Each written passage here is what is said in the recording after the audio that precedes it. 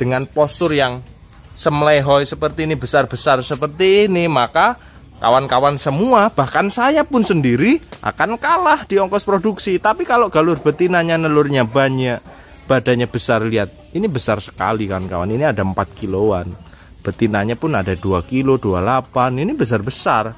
Ini tentunya akan sangat menguntungkan, ditambah lagi jantan sengul yang cepat besar. Makanya DOC CPM kami target panennya hanya 50 hari, tapi alhamdulillah sudah kami trial and error.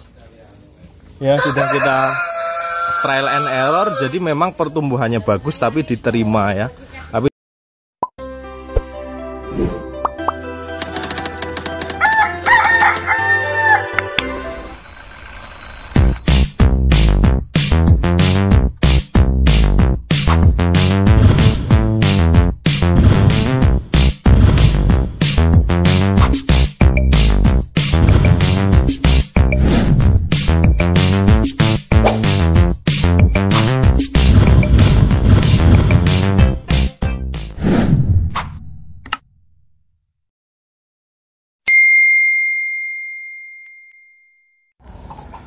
Bismillahirrahmanirrahim. Assalamualaikum warahmatullahi wabarakatuh. Sahabat peternak muda, ngomongku semuanya.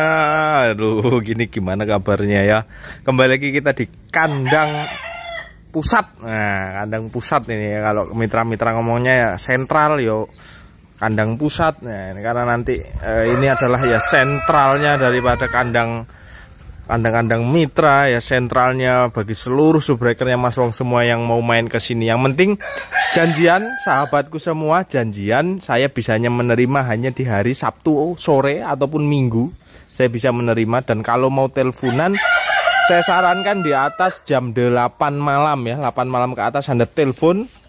Jadi insya Allah saya respon. Di awal itu yang kedua, saya mau memberi semangat. Ada beberapa hal yang ingin saya sampaikan, dan kembali ciri khas peternak muda selalu belak-belakan. Dengan fenomena seperti ini saya akan mencoba memberikan analisa yang sesuai dengan keadaan menurut peternak muda. Bisa diterima atau enggak nanti silahkan kawan-kawan sendiri yang menilai. Pada dasarnya kan kawan, ayam kampung ini dulu yang tenar pertama kali pada saat itu saya masih belajar juga adalah ayam kampung yang bernama Joper dan Black Joper. Nah, ini sejarahnya kita harus berangkat dulu ke situ sebelum adanya KUB ya. Sebelum adanya KUB itu sudah ada yang namanya Joper, Jowo Super, hasil perkawinan silang antara jantan Bangkok dengan betina layer petelur, Stren Lohman, Isabron, Highland dan semacamnya. Itu namanya Joper. Dulu familiar sekali dengan Joper. Joper sangat menguasai pasar ayam kampung yang ada di Indonesia, yang tadinya transisi daripada ayam kampung liaran, ayam kampung asli yang lama besarnya itu, terus kebentur harga pakan, nggak ketemu dengan harga jual, maka larilah ke Joper. Nah, ini saya harus bicara belak-belakan. Saya minta Anda jangan baper ya pendengarnya ya. Joper terus bertumbuh dengan kemunculan yang namanya ayam KUB, Kampung Unggul Balit Bangtan, atau kampung buatan Balitnak ya.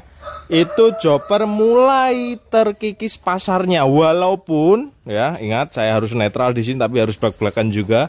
Walaupun Joper juga masih eksis sampai sekarang, masih ada yang eksis sampai sekarang. Joper di beberapa daerah mulai ada penolakan ya, mulai ada penolakan. Ketika mulai ada penolakan tentunya ada penyusutan penyerapan, maka lahirlah karena adanya KUB itu tadi. Jadi namanya barang yang ada di zona nyaman, ada barang baru yang lebih mirip dengan kampung karakternya, apalagi dengan kekuatan pemerintah tentunya. Walaupun juga larinya tetap ke swasta, lisensinya dulu yang terkenal itu sampai sekarang adalah yang KUB 1, itu sumber Unggas Indonesia ya, atau PT Sui. Saya juga harus belak-belakan. Kayaknya nggak apa-apa ya, aman kok ini. Dakengannya pusat lho, aman kok ya. Lanjut, kenapa Joper mulai berkurang peminatnya? Karena Joper waktu itu warnanya masih sering sekali bocor warna-warna layer, warna-warna merah, putih, yang hitam itu sedikit ya. yang hitam itu sekitar 20-an% lah, 25%. Sedangkan dulu KUB didominasi warna hitam seperti yang ada di sana, walaupun tidak seperti itu ya, warnanya hitam yang KUB. Maka dengan munculnya ayam KUB seperti itu, ada yang namanya penyusutan tadi, penyusutan daya serap di Joper. Lah sekarang fenomena ini dialami mulai dirasakan oleh yang namanya KUB. Yang dulu KUB sebagai new brand ketika jaya-jayanya Joper dan Black Joper. Oh ya, saya lupa bahas Black Joper. Jadi Black Joper itu hasil perkawinan antara jantan Bangkok dengan Arab Trias, Arab merah atau Arab silver, itu hasil inseminasi buatan semua rata-rata. Jadi Black Joper tentang itu, KUB datang, Black Joper kurang, terus Joper juga mengurang, eksis KUB nih. Eksis KUB bertahan lama kelamaan muncullah tren-tren ayam persilangan seperti yang ada di hadapan kawan-kawan ini, yang memiliki pertumbuhan yang lebih cepat, memiliki produktivitas yang lebih cepat. Saya tidak berkata bahwa KUB itu di bawah standar ayam persilangan ya, tapi memang tidak dipungkiri yang sangat menonjol sekali adalah dari segi pertumbuhan. Kenapa keluar ayam ulu? Kan kalau sadar ayam ulu itu yang saya buat persilangan itu Hubbard atau Saso Prancis, itu adalah emaknya ayam ulu. Itu dikawinkan silang dengan pelung. Jadi ayam ulu itu hasil jantan pelung dengan betina Saso atau Hubbard Prancis itu. Itulah ayam ulu. Maka ada penyanding itu. Memang KUB yang asli memang ya masih tergolong lamban. Dan saya kira beberapa daerah dengan harga jual yang kadang tidak sesuai dengan HPP, mereka tekor dari pembiayaan pakan dari FCR yang besar. Pakan habis sekian, pecah berat badan sekian, jadi nggak ketemu. Maka muncullah beberapa ayam persilangan seperti ini. Dan pertama kali kehadirannya ini pun juga menjadi sebuah polemik. Sama halnya dulu pemain Joper hadir barang baru KUB ya. Pemain Joper akan mencoba defend terhadap KUB. Dan sekarang terjadi di KUB, pemain KUB mencoba defend dengan ayam-ayam silangan seperti ini. Padahal mau ngotot apapun kita, rel-rel tentang pasar itu akan tetap mengikuti dengan sendirinya. Relnya sendiri, rel KUB juga masih eksis sampai sekarang. Rel persilangan juga masih eksis sampai sekarang. Nah, bedanya adalah layer itu sangat mudah untuk dipartai besarkan. Karena tinggal menggait mitra yang tadinya memang sudah beternak layer atau ayam kampung, ayam ras petelur merah. Karena biasanya kerjasama, kita kontrak, kita IB. KUB penyebarannya lebih pesat karena apa? Satu, hasil dari pemerintah, kedua, dilisensikan ke PT swasta. Nah, ayam kampung inilah yang buatan peternak rakyat, buatan peternak-peternak rumahan yang kandangnya di belakang rumah. Jangan sampai ya, pesan saya jangan sampai diakuisisi oleh PT-PT seperti itu. Kalau bisa kita bertahan. Makanya penjelasan saya di video ini, saya menyemangati satu, supaya kita juga paham algoritma yang terjadi di dunia ayam kampung kita. Nah, yang terakhir, ini ada rentetannya. Kita membahas tentang bagaimana cara supaya kita bisa berjalan dengan peternakan yang ada di belakang rumah kita. Satu hal yang harus kawan-kawan terdahulukan adalah kaitan dengan genetik ayamnya. Ini bahaya sekali. Dari jenis atau genetik ayamnya ini mempengaruhi tingkat kesuksesan kita. Ya, jadi ayam memang harus benar-benar cepat besar. Kami tidak pernah menyebut ayam kami silangan kami ini saya sebut dwiguna. Walaupun pertumbuhan Black Permut lumayan, tapi kami memfokuskan mereka hanya dijadikan sebagai penghasil telur atau induk kampung pedaging. Ada khusus sendiri yang memang kita gunakan sebagai jalur pacak pedagingnya. Jalur pacak pedagingnya ini ada yang namanya sengkuni. Itu dia kakinya lebih panjang-panjang, badannya lebih berisi, bulunya lebih tipis, kakinya jenjang, lehernya jenjang, badannya lebih tegap. Beda. ada 2 line. Ini namanya line Sengkuni atau galur jantannya atau pacak kampung pedaging ini Sengkuni. Nah, black permut adalah hasil persilangan, contoh persilangan beberapa riset seperti ini. Tapi di sini nggak ada ini materi persilangan. Black permut yang dicetak itu ada di kandang bos dan kandangnya Pak Guru, Pak Aris di Mitra. Ini untuk upgrade, makanya banyak persilangan. Ada Spleket Sasek, ada Legon, ada Sengkuni, ada Lex Sasek, ada Bill Fielder, dan masih banyak lagi materi-materi yang ada di kandang kita. Pilih genetik yang bagus, jangan Anda mau namanya Dwiguna. Terserah Anda mau setuju atau enggak, tapi analogi simpelnya adalah ketika Anda fokuskan satu galur masing-masing, betina Anda hanya fokuskan dia untuk bertelur, jantan hanya Anda fokuskan dia untuk membuahi dengan karakter yang besar, tentunya akan lebih menguntungkan. Contoh halnya seperti layup Joper. Joper itu kan 2 galur, jagonya bangkok, betinanya layer. Tahu sendiri HDP layer rata-rata di atas 80% up. Tentu ini kan sangat menguntungkan sekali. Maka kenapa DOC Joper sampai sekarang harganya lebih murah? Ya memang ongkos produksinya lebih murah. Semakin galur betinanya bertelur semakin banyak, maka semakin murah ongkos produksi atau HPP-nya. Ini yang memang harus mulai dipahami oleh peternak rumahan. Jadi memang kita nggak boleh saklek, kita harus masuk ke perubahan zaman, ke situasi yang ada. Kenapa? Karena kita sekarang dibenturkan dengan harga pakan yang tinggi. Kalau saya tidak membentuk ayam galur betinanya, nggak saya bentuk dengan postur yang semlehoi seperti ini, besar-besar seperti ini, maka kawan-kawan semua, bahkan saya pun sendiri akan kalah di ongkos produksi. Tapi kalau galur betinanya nelurnya banyak, badannya besar, lihat ini besar sekali kan kawan, ini ada 4 kiloan, betinanya pun ada 2 kilo 28, ini besar-besar. Ini tentunya akan sangat menguntungkan, ditambah lagi jantan Sengkuni yang cepat besar. Makanya DOC CPM kami target panennya hanya 50 hari, tapi alhamdulillah sudah kami trial and error. Ya, sudah kita trial and error, jadi memang pertumbuhannya bagus, tapi diterima ya, tapi diterima di pasar ya. Kedua itu, ketiga kita membahas tentang genetik ayam yang kaitannya ada 2, di produktivitas telur dan di pertumbuhannya. Ini sudah kita pegang. Nah, sekarang tinggal Anda kelola dengan mesin tetas yang ada seperti di sana, dengan adanya kandang brooding. Ini perlu ada perhitungan-perhitungan yang tepat. Perlu ada cocokologi ya, mencocokkan pasarnya. Contoh begini, kira-kira di daerah kawan-kawan itu apa yang masih sangat dibutuhkan oleh peternak? Analogi simpelnya adalah ada tidak di tempat kawan-kawan sentral breeding pembibitan ayam kampung pedaging.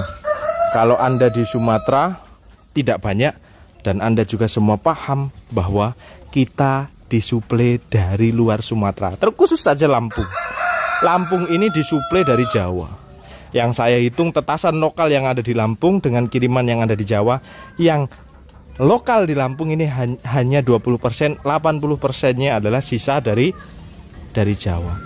Tentunya dengan gambaran semudah dan segamblang ini, saya dan kita semua atau Anda analisa di tempat Anda akan paham.